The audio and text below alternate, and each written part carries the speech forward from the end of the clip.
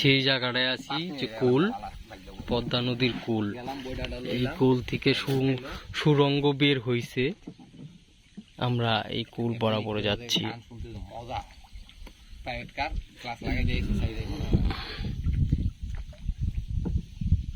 অনেক বড় কুল। পাগলা ড্রাইভার হলে তো কোনো কথাই না।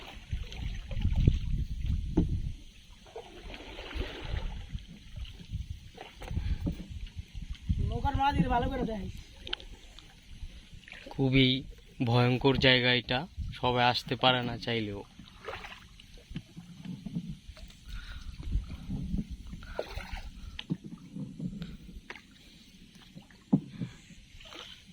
শরীয়তপুর ঘাটের পাশাপাশি মাদারীপুর ঘাটে আমরা আছি। পুরাই না কত বাইতে ওরে 3 ঘন্টা বাংলা তুমি যাইতাছে তো যাইতাছেই।